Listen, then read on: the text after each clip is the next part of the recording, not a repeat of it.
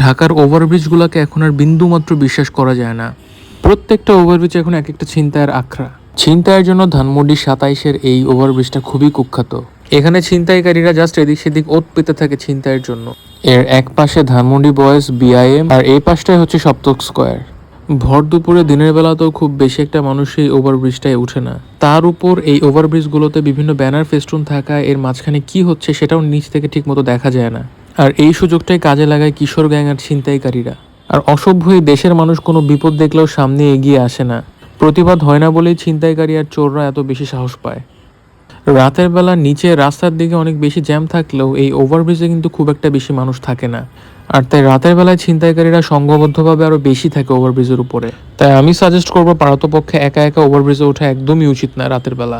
আর বাংলাদেশের মানুষগুলো যদি কোনো অপরাধ বা ছিনতাই দেখে এগিয়ে আসতো এবং প্রতিবাদ করতো, তাহলে এইসব অপরাধের মাত্রা আসলেই অনেক কমে যেত।